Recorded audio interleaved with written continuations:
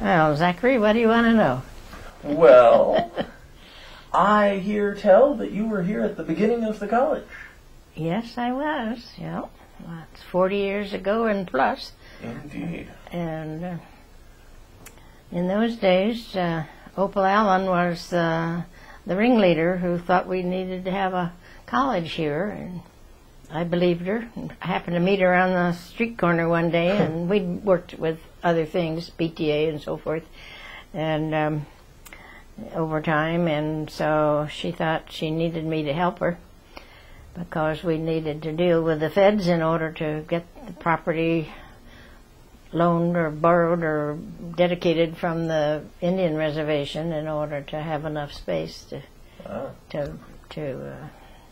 accommodate a college. Mm-hmm. So those were the early beginnings. Were really pretty much dirt and rock stuff. Yeah. In order to get a place to build the college, and then acquiring the college after that, having it be a reality was yet again something else. But right. It came along, people believed in it, and Opal was a great ringleader. Cool. So how did that, what was the process of just getting it all started? Well, of course, you get government involvement, not necessarily federal, but local government, county government involved, and a board of governors had to be established in order to give some direction to it, and and of course the county and our the whole thing, getting an architect and the design in our original buildings, which still exist. Yep. The stone block and all that sort of thing were pretty severe, but they were modern at the time, and the most economical that we could go with, of course. Probably a high priority, I would guess. That hasn't changed a lot. No. But to have get as much floor space as we could to make it happen, and so it seemed kind of severe boxes of stone on the hillside, but over time this has been softened and subdued, and our present day people have as we've seen in just the last few years, done wonderful things. So I guess a lot of the early stages were more just logistical in terms of even building the structure to put a school in, and the actual establishment of a facility. And of course there was support, but there never is a time when you have budget money to put toward these things. But actually my ongoing participation has been with the foundation since once the foundation was established, after the school became a reality, and of course we needed a tax-deductible avenue of participation for people to help out with funds, and so my husband was a physician here for many years, and everybody loved him, so I guess they thought I couldn't be all bad, and they thought I was okay. And he was so busy that he didn't have, as much as he was interested in community things, he didn't have the time to participate. And so, of course, they would like him to have participated, and every time they called on him, he referred them to me. So I'm the nearest thing to a professional volunteer, I guess, but that's been my mode of operandi always, so it fit into the pattern. And so I've been with the foundation ever since its conception. When was that? Well, I forget the year, but that's a good many years. Within a few years of the school starting. Oh yes, and actually the performance hall came under my watch as president of the foundation, of which I'm proud. However, there are many wonderful people who have served with the foundation over time, and today the foundation is strong and wonderful. and my particular interest within the or responsibility, whatever, within the foundation has been scholarships. And my husband being in medicine, my exposure there, I've always been interested in the nursing program particularly, and of course in recent years and still we have such a nursing shortage that whatever we can do to keep the nursing program going has been wonderful. And now we're on the verge of the possibility of having a radiation training department over in the Verde campus. And well, over time various health careers have presented themselves, and they will again continue in the future. Cool. So once the physical structure of the college was put together, where did it go from there? Because that's, I mean, well, of course, how did it develop from there into an actual institution with classes and teachers and well, students? That's just what happens, that it becomes a reality because of the need and desire to have it in the community and the great convenience for people to stay here.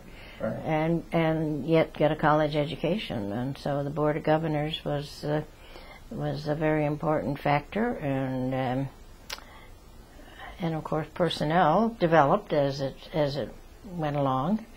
In those early years we had some upheavals now and then. We had ups and downs relative to personnel, and wonderful good people came in and gave their direction and development, expansion, and then internal combustion does take place in educational institutions, and so we have had our share of those, but we're on stable ground now, and those early people had done wonderful things for us.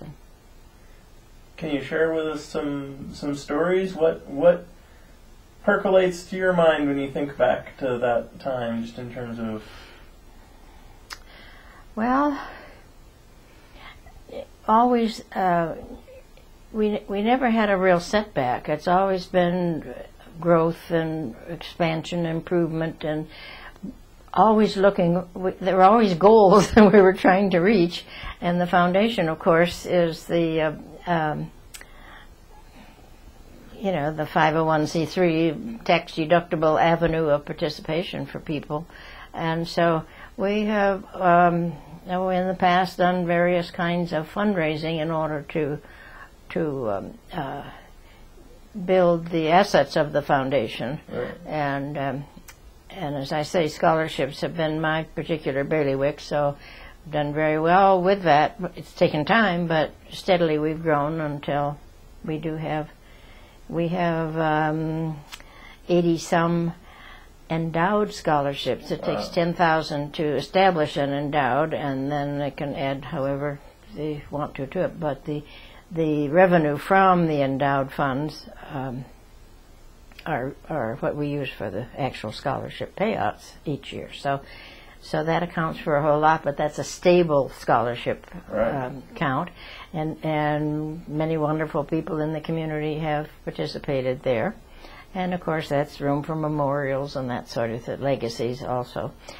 But our general scholarship fund within the foundation itself then is yet another invested amount of money that we're able to be generous with scholarships each year. We preserve our principles, but the financial aid department at the college has been a wonderful resource for us as far as channeling the funds. We don't attempt to do that, but we raise them and invest them and hang on to them and dispense them. So, when did the scholarships get started? Well, that goes back a long ways. Pretty much. We got going with scholarships pretty fast, but we did some fundraising activities just to get rolling a little bit. But our main interest, of course, was to get funds straight donations donated so that they could be invested. That we could just give pay for scholarships from the revenue. What sort of things did you do for fundraising in the early days when there really wasn't much to work with necessarily? Well, I've been involved in so much fundraising for so many different groups that I've kind of forget what we actually did here, although we did indeed have a financial telephone campaign where the foundation board members, a telethon as it were, and called people to get contributions. I remember that was one of our early fundraisers to get some assets on hand and establish, and that was successful. I don't recall the figure, which would probably sound minimal today, but the foundation's best asset, as far as the foundation itself was concerned, aside from scholarships, was when the property across Sheldon Street, which was at that time a car dealership, became available to us because the owner of the car dealership had heard from Uncle Sam saying, we have some income tax situations here that you need to do something. And so the something he did was to give that property to the college, which of course came to the foundation. And so that set us up to own some property we turned into rental property. So the foundation did have a steady stream of income that was acceptable and proper for us to do, because the school couldn't own property like that because it would automatically become owned by the state. Right. So the foundation was to the rescue. We were very happy to acquire it, and it was the appropriate place for it. And so for many years that was our steady source of revenue from rental, because the college could in turn rent from us. Right. And so, I mean, the college got the benefit of having the space to utilize for classes and offices or whatever over the years. And so until more recently, those regulations have changed, and so the school is now able to acquire property on its own. But those were the early days when that was pretty important, because as a source of revenue, it helped the college as well, but it gave a legitimate place for the college to spend money to rent space from its own foundation. Worked fine. Cool. Mm-hmm. Cool. Let's see. So that's one of the success stories of the foundation, I would say. But we worked and whittled and worked and whittled, and when that opportunity came along, it was really very helpful. Mm-hmm. And I'm not naming names here, but we are indebted to that local car dealer at that time, who is not around anymore. You never know from what source help is going to come. Yeah. Mm-hmm. Car dealers and the IRS, I wouldn't have guessed. Pardon? Car dealers and the IRS, I wouldn't have guessed. Oh, well, no. Well, I don't know. The IRS has a little way of notifying people now and then. In the right direction now and then. Mm-hmm. So what are, taking it to a more personal note, I guess, what are some stories that you remember from the early days of the college, or just fun or interesting or challenging, or...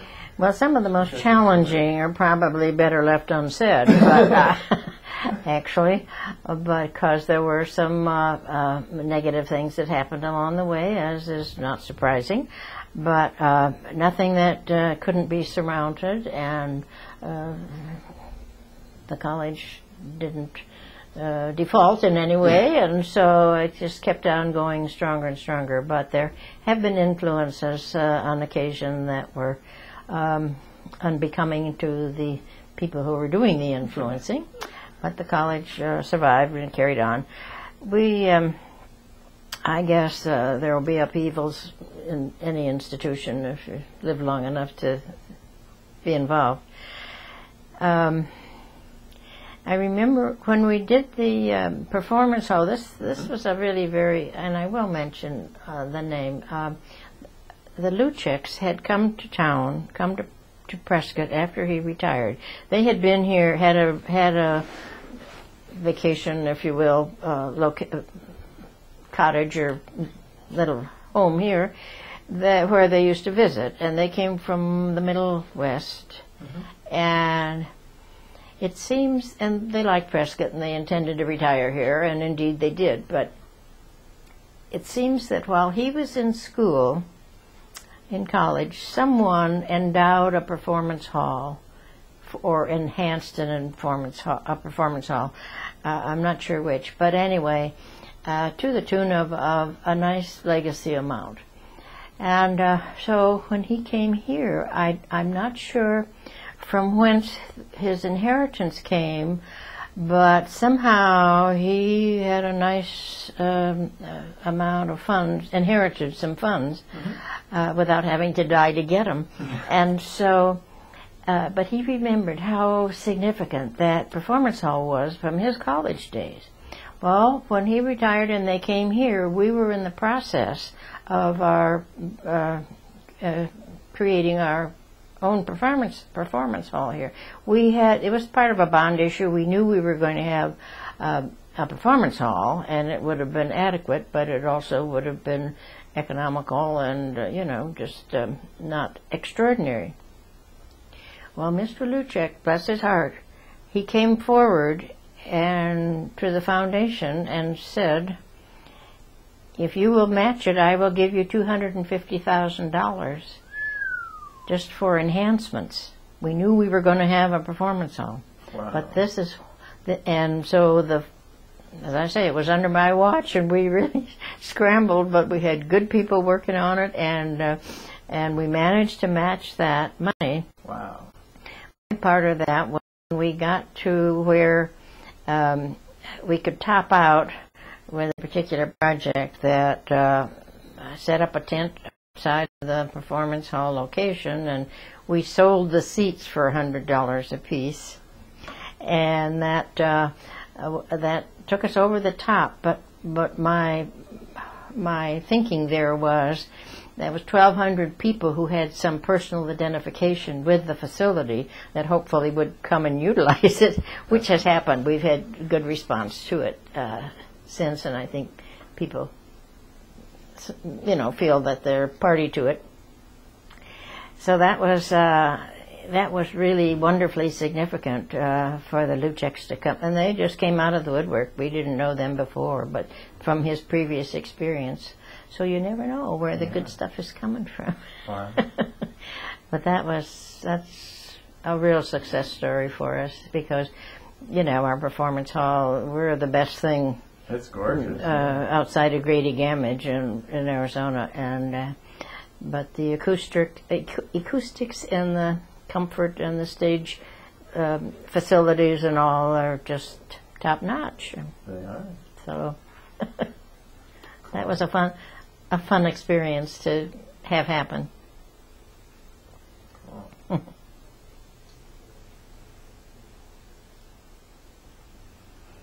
So those are two things: the car dealer and the new resident. Yeah.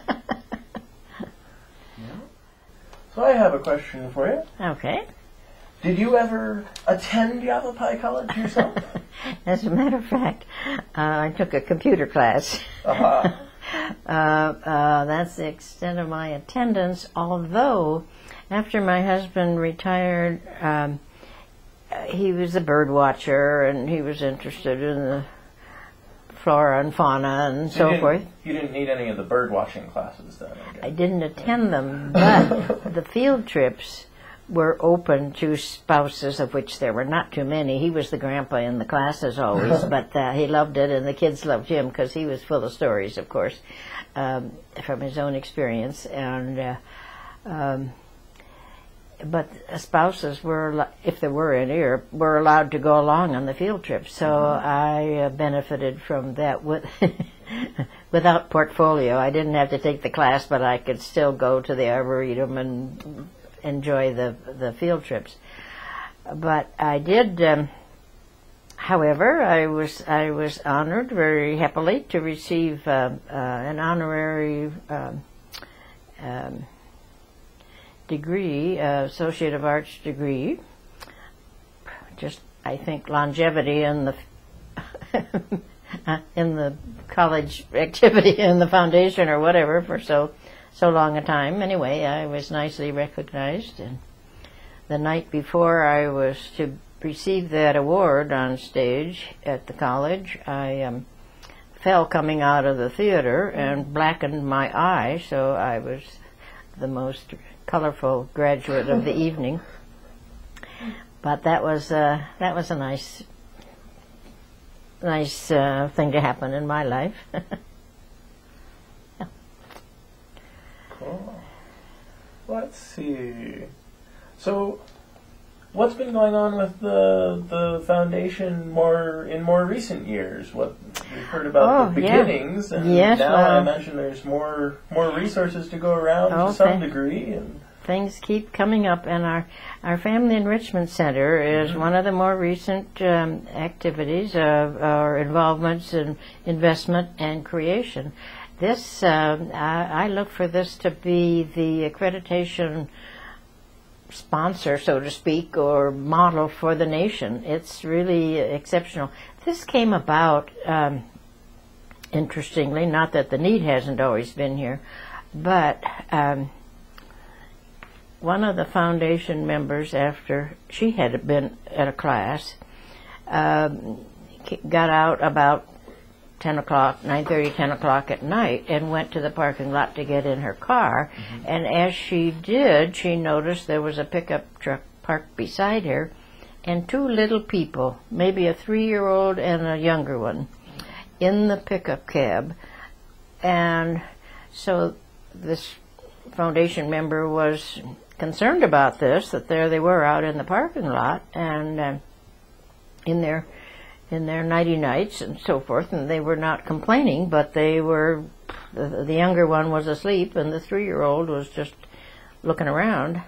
And so the foundation member waited until the mother appeared. She had been in class and she had no place or people to take care of her children while she went to class, and so that was her solution, having them locked in the cab of the pickup.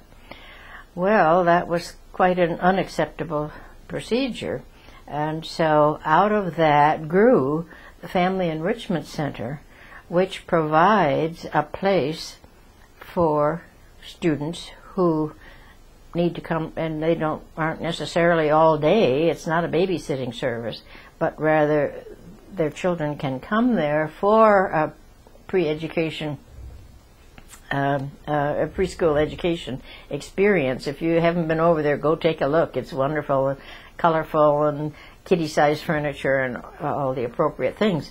But it was, it grew out of that particular situation where these youngsters were just left in the parking lot, not abandoned by any means, but out of desperation. And so this now gives an opportunity for students who need, and it could, they could leave them there for a couple of hours or for one class or two or an afternoon or whatever. And we do have scholarships in that area as well. But raising money for that building was a bit of a challenge. However, it's there and operating and meeting a great need, and really it's being very successful. So does it costs money to? Well, they do pay. It's not top drawer, but I'm not sure if it's actually a sliding scale, but somehow it's made, and we do have some scholarships there. So we're not turning people away because they can't pay. After all, they're working toward bettering themselves for a job or whatever, and all sorts of circumstances that lead to the needs, but the needs are definitely there. And then the the Del Webb Corporation came to the rescue early on to give us a cushion from which to start raising money, which was a help. But Webb, not to be confused with the Susie Webb Community Room over in the library building. Susie Webb was the local girl, and she was our Miss Yavapai, Miss Arizona, and went to the Miss America contest and so forth. A brilliant, beautiful girl in her own right, and she worked with the floating colleges, on board ship, and also in administration areas. She was a very talented girl, and unfortunately, she succumbed to cancer at the age of 52. But she had been interested in Yavapai College, had been on the foundation for a brief period earlier, and when her estate came to Yavapai College, and we were able to create the community room in her name, and there's also a scholarship in her name.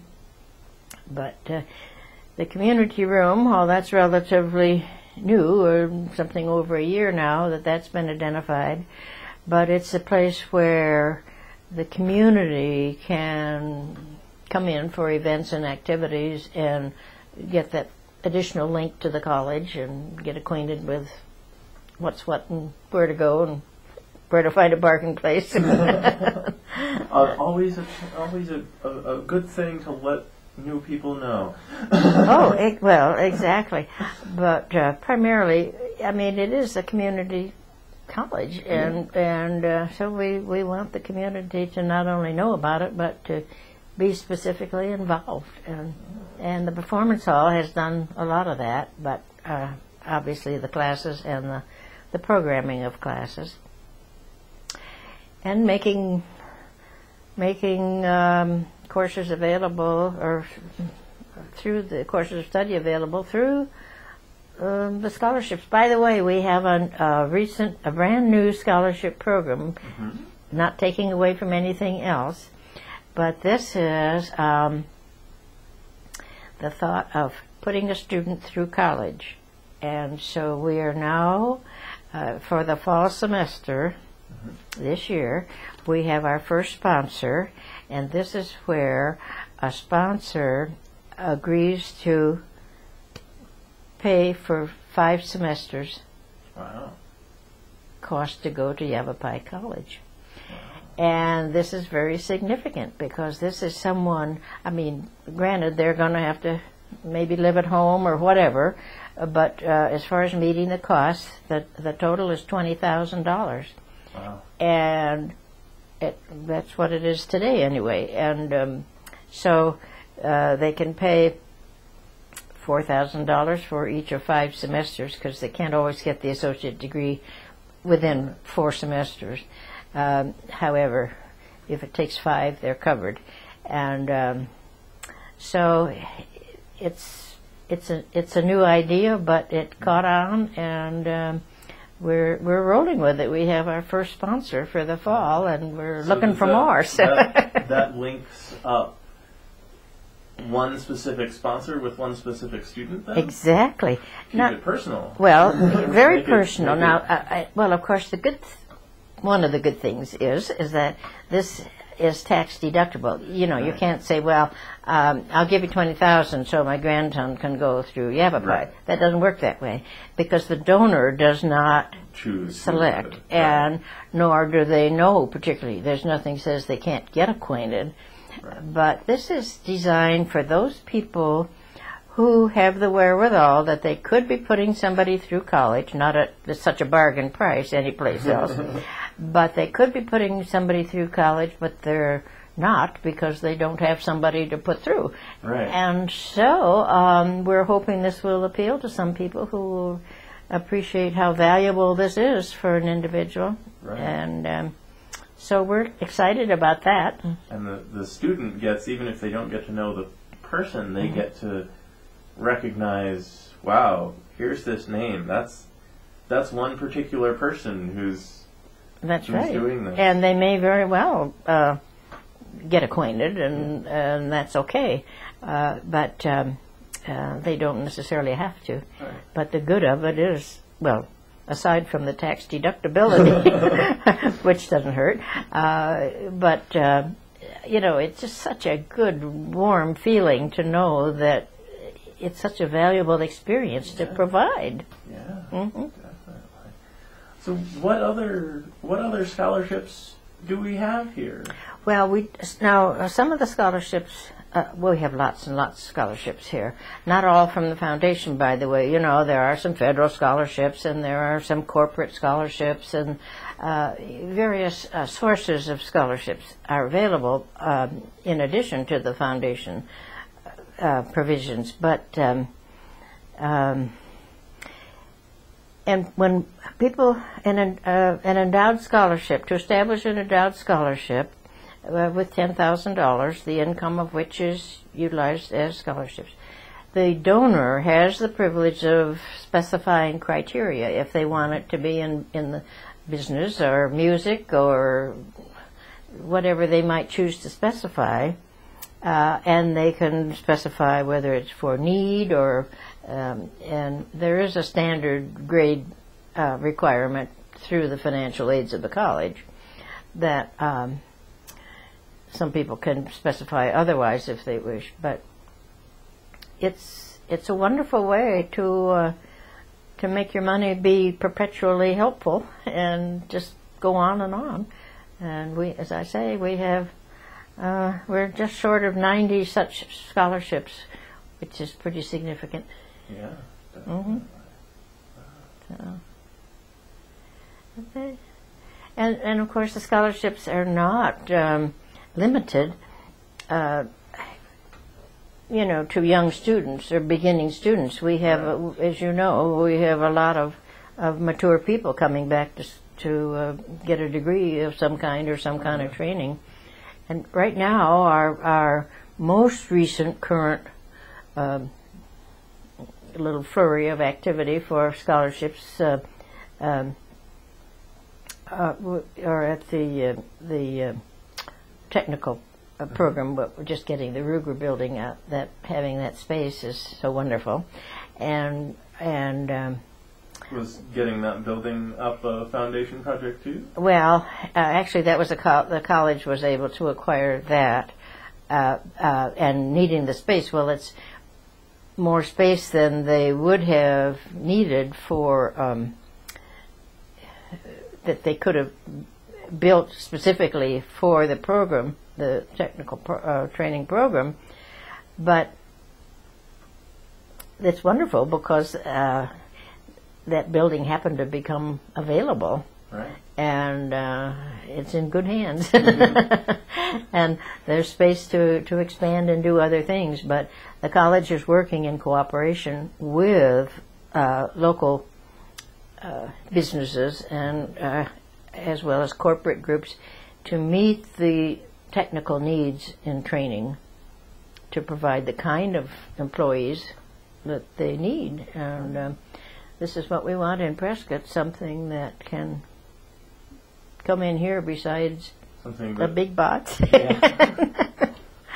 something that where people can live here and go to school here and then actually stay here when they're done. Actually stay here and make a living, yes. Yeah.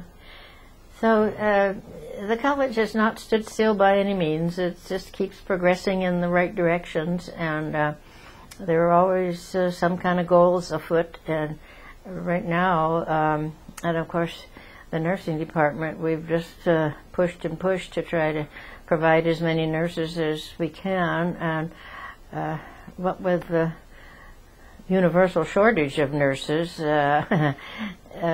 but you know, it's a very technical program also, or clinically governed, aside from the textbooks, that we have just in our hospitals and facilities in the area are more than cooperative with clinical support and mentorships and so forth, the requirements for full-fledged nurses. But I know I know when I started in the nursing program, I was part of the first class that when they added the evening weekend class after getting a enormous grant from the state to do that. Were you at all involved in helping that happen? I've always been curious what prompted that. Well, that actually was generated through need because Arizona needs nursing like anybody else, but it was so recognized as a universal shortage that's where the state legislature rallied in that regard, and the college was ready to jump in and utilize it. And part of our problem in the nursing area is training instructors. Yeah. So that it just takes time to do this, and but you can't have additional students no matter how much space you have if you don't have the instructors to carry the program forward. So the whole nation is working on that, but I'm proud of Arizona for we're doing the best we can, and locally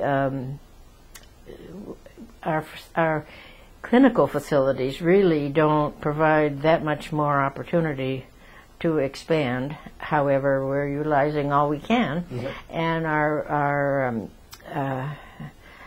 instructors and supervisors are wonderful. There is one thing relative to the foundation and the nursing program, and that is a legacy that came through the foundation from Mr. Legate, who had no family, and he left his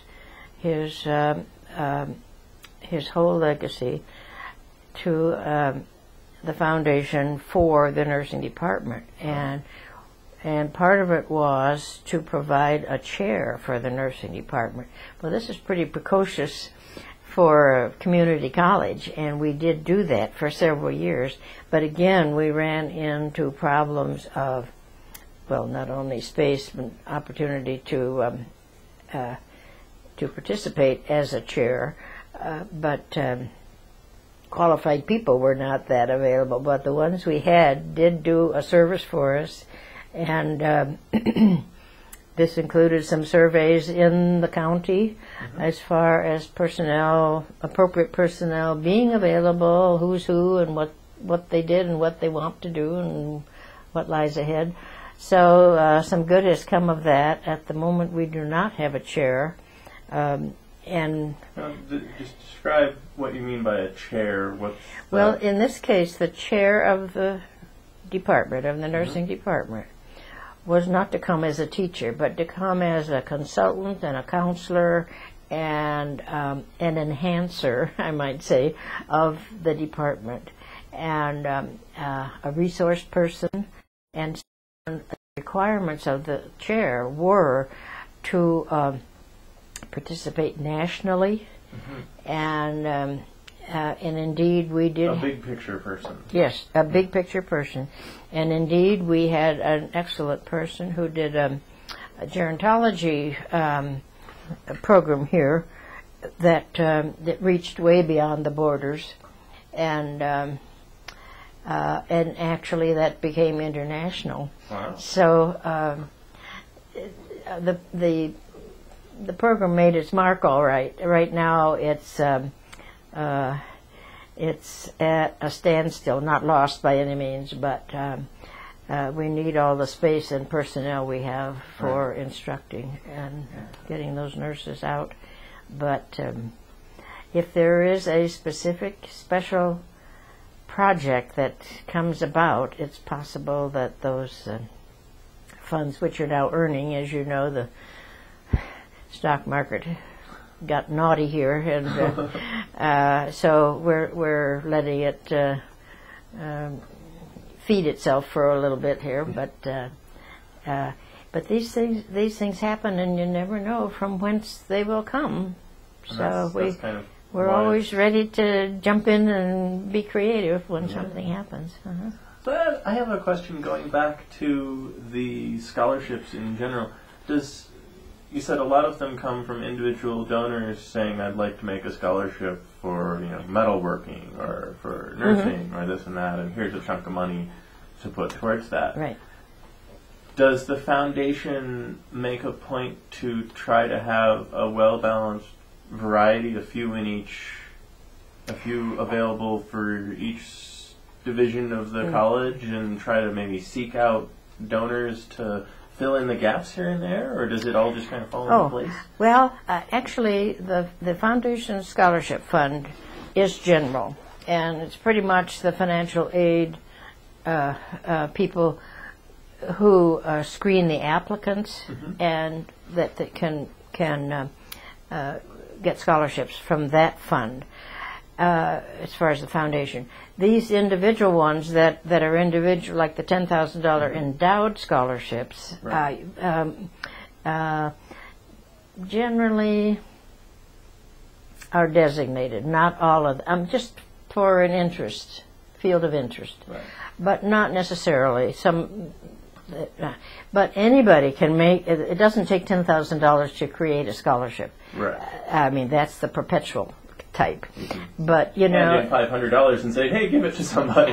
well, that can be designated also. However, the ongoing continuum situation is that you can honor or memorialize someone just to give an undesignated amount as a scholarship contribution to in someone's name, just to memorialize. And sometimes those, like if someone dies and the family chooses to name the foundation's scholarship toward getting a named, those endowed ones are named for the donor, but it may not get to be $10,000. You never know who's going to participate in that sort of thing.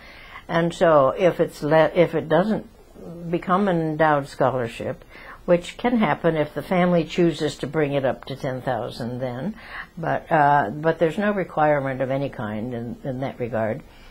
But the monies all go towards scholarships, because then if it's less than the $10,000 endowed, it goes into the foundation's general scholarship fund, and the revenue from it is utilized, and so a goodly number of scholarships come from that fund as well. But generally, the need is recognized through the financial aid department. Right. So the specific scholarships where somebody says, I want to make a scholarship for this department, are just kind of whatever appears, but the general funds get dispersed broadly enough that it all evens out. Yes. In that I mean, the individual criteria requests are respected, and every once in a while, we won't have a program or a course offered in that particular requirement. Well, then those funds just build in that specific one. Now, for years we had a piano scholarship, for example, and we had no piano program at Yavapai. Well, once the piano program was created several years ago, those funds were still there to be utilized, and it's great. More people got them at one time. Mm-hmm. Cool. So no dollars are wasted. They're either utilized or earning. And as I say, the endowed ones are perpetual, and otherwise any amount can flow into the general Foundation Scholarship Fund. But the college has many resources for scholarships as well as the foundation. Right. So cool. We reach a lot of people. Yeah, definitely. You reached me. Oh, good. In fact, and boy, did it help. In fact, I bought some flowers from a gentleman yesterday, and he said, I recognize you from somewhere. He said, oh, it's from the college, and he was complimentary about scholarships and how important they were, and so you never know. It reaches out and out. It's quite a network. Yeah, definitely. Well, we've got a few minutes left. I was wondering, what's just one of your favorite memories associated with the college from any of the time you've been here? What touched you? Well, I was complimented personally, felt complimented that the nursing department wanted me to give or asked me to present the nursing scholarship awards from the foundation, and then my husband and I had a personal nursing health careers scholarship, and a couple of other friends who asked me to do the presentations for them.